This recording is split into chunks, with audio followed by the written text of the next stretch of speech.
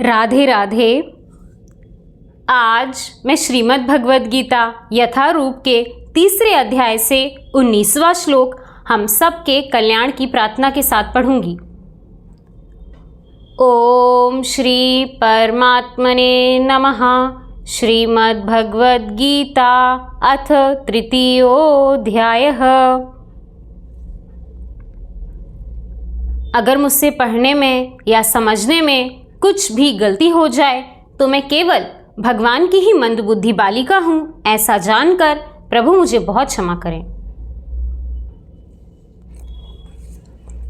3 अध्याय कर्मयोग 19वां श्लोक। तस्मादसक्तः सततं कार्यं कर्म समाचर असक्तो हि चरन् कर्म परमाप्नोति पुरुषः।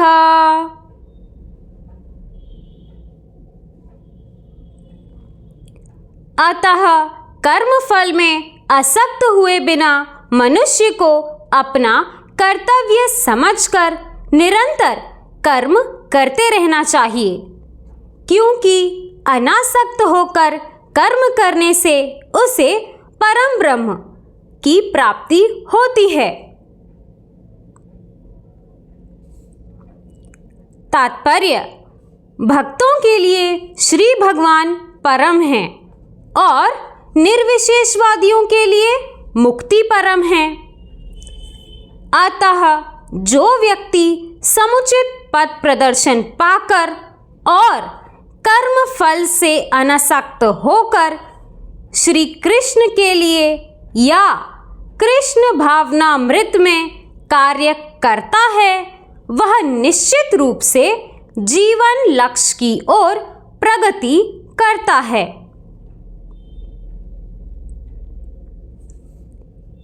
अर्जुन से कहा जा रहा है कि वह श्री कृष्ण के लिए कुरुक्षेत्र के युद्ध में लड़े, क्योंकि श्री कृष्ण की इच्छा है कि वह ऐसा करे।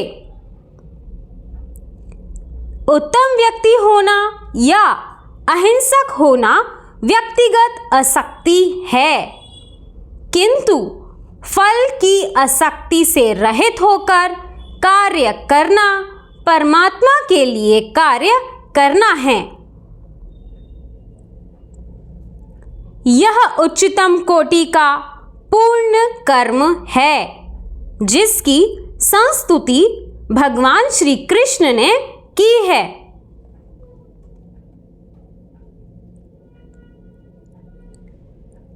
नियत यज्ञ जैसे वैदिक अनुष्ठान उन पाप कर्मों की शुद्धि के लिए किए जाते हैं जो इंद्रिय तृप्ति के उद्देश्य से किए गए हों, किंतु कृष्ण भावनामृत में जो कर्म किया जाता है वह अच्छे या बुरे कर्मों के फलों से परे है। कृष्ण भावना भवित व्यक्ति में फल के प्रति लेश मात्र आसक्ति नहीं रहती, वह तो केवल श्री कृष्ण के लिए कार्य करता है। वह समस्त प्रकार के कर्मों में रित रहकर भी पूर्णतः अनासक्त रहा आता है। राधे राधे।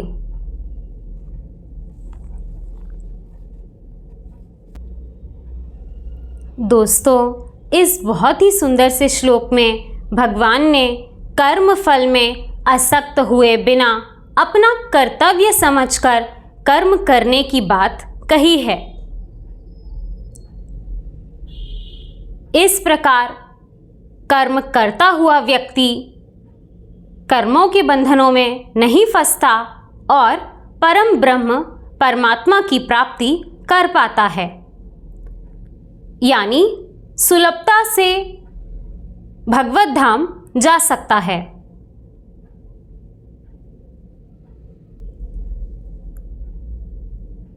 इसीलिए दोस्तों, हमारे सभी गुरुजन हमें कर्म फल को परिभाषित करने पर जोर देते हैं।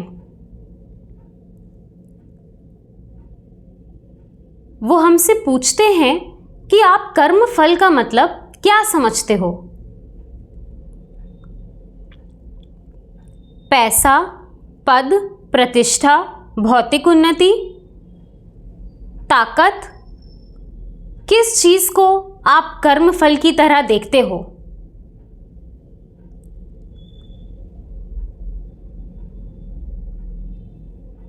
इनमें से जिसको भी आप अपने कर्म फल की तरह देख रहे हो, क्या आप पूर्ण आश्वासन के साथ ये कह सकते हो कि ये स्थायी हैं? क्या कभी भी कर्म फल स्थायी हो सकता है? इस परिवर्तनशील दुनिया में जब हमारा शरीर ही स्थायी नहीं है, तो किसी भी प्रकार का कर्मफल, चाहे वो पद प्रतिष्ठा हो, पैसा हो या ताकत हो, वो स्थायी कैसे हो सकती है?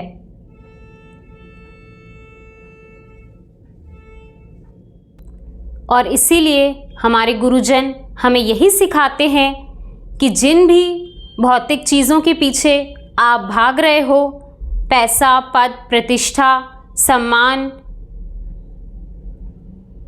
या सत्ता, ये कभी किसी की नहीं होती।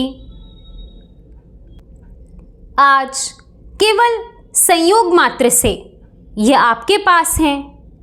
कल फिर पृथ्वी का चक्र घूमेगा और परिस्थितियां बदल जाएंगी। हमारे सभी दुखों की मूल जड़ यही है, जहां हम अपने कर्म फल को स्थायी समझ लेते हैं।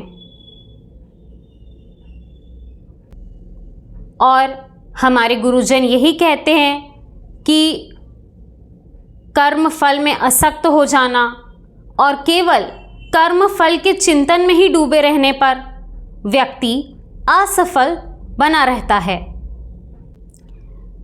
दोस्तों, जैसा मैंने कहा कि हमारे गुरुजन हमें यही सिखाते हैं कि कर्म फल होता ही नहीं है, और जिसे आप कर्म फल समझ रहे हो वो कभी स्थायी है ही नहीं। बस केवल प्रकृति के एक संयोग मात्र से आपकी परिस्थिति बाकी लोगों से अलग दिखती है, तो आप अपने आप को सफल मान लेते हैं, और ये परिस्थिति कभी स्थायी होती ही नहीं है।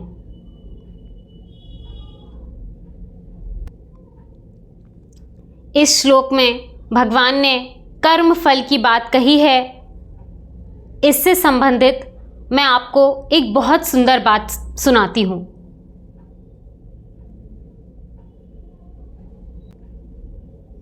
जब हमारे भगवान 14 वर्ष वनवास से वापस आते हैं और उनके सभी साथी महाराज सुग्रीव, लंकेश, विभीषण, जामवंत जी, नल नील, अंगद जी, सभी लोग उनके साथ होते हैं राज्यसभा में। और वहाँ पर हमारे हनुमान जी महाराज भी होते हैं। तब इस बात पे चर्चा चल रही होती है कि भगवान ने सबको क्या क्या दिया। भगवान ने सभी को कोई ना कोई पद दिया है। सुग्रीव जी से मित्रता की तो उन्हें किष्किंधा का राजा बना दिया।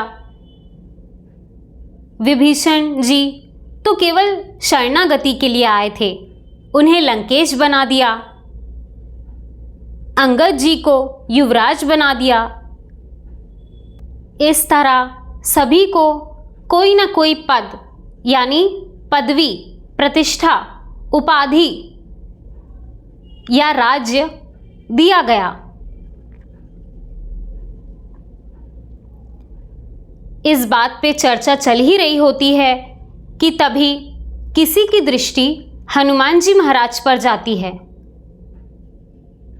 वो भगवान से कहते हैं कि प्रभु, आपने सभी को कोई ना कोई पद दिया है।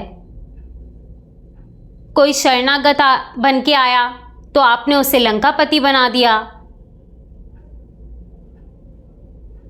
किसी को आपने किष्किंधा राज का राजा बना दिया, परंतु हनुमान जी महाराज ने तो आपके बहुत बड़े बड़े काम किए, आप उन्हें भी कोई पद दे दीजिए। तब भगवान धीरे से मुस्कुराकर कहते हैं, अवश्य हनुमान जी तो मुझे अत्यंत प्रिय हैं। तभी सभा में से कोई उठकर कहते हैं कि हनुमान जी मांगिए, आप भी कोई पद मांग लीजिए। पूरी सभा एकदम शांत हो जाती है और सभी लोग एकटक श्री हनुमान जी को देखने लगते हैं।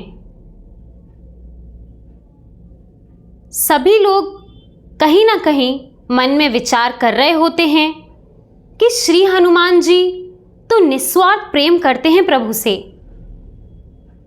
वो कोई पद मांग ही नहीं सकते।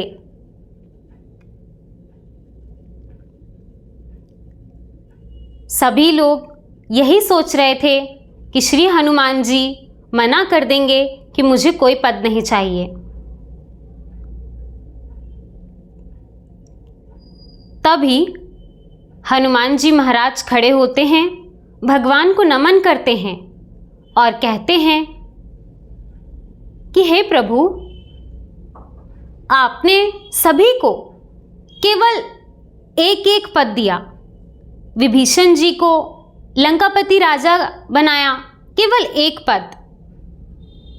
सुग्रीव जी को किष्किंधा राज का राजा बनाया, उनके पास भी केवल एक ही पद है।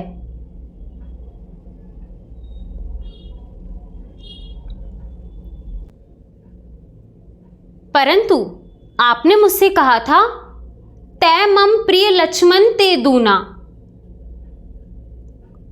यानी मैं आपको श्री लक्ष्मण जी से भी दुगना प्यारा हूं,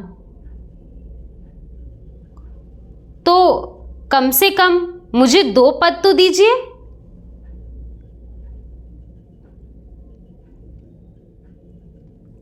ये बात सुनते ही पूरी सभा के लोग सन्न रह जाते हैं और सोचने लगते हैं कि हम तो सोचते थे कि श्री हनुमान जी कुछ भी नहीं मांगेंगे, ये तो एक की जगह 2 पद मांगने लगे।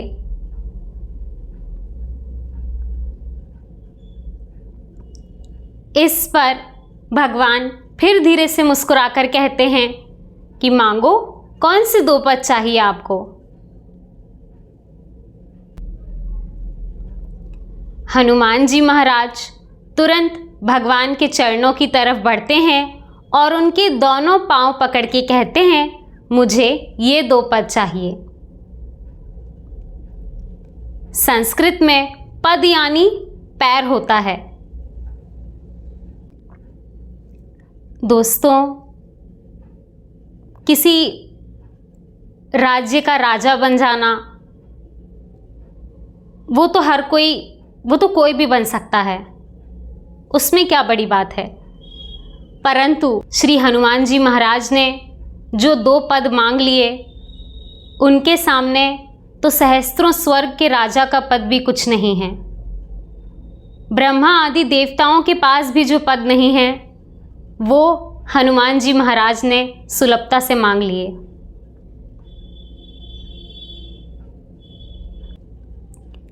हनुमत सम नहीं कोई बड़ भागी, नहीं कोई राम चरण अनुरागी। इसीलिए दोस्तों, किसी भी सांसारिक कर्म फल में मत फंसिए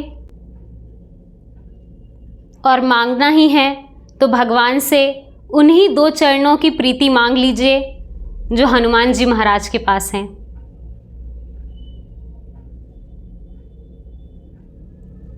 इसी तरह भगवान की कृपा हम सब पर बनी रहे। राधे राधे।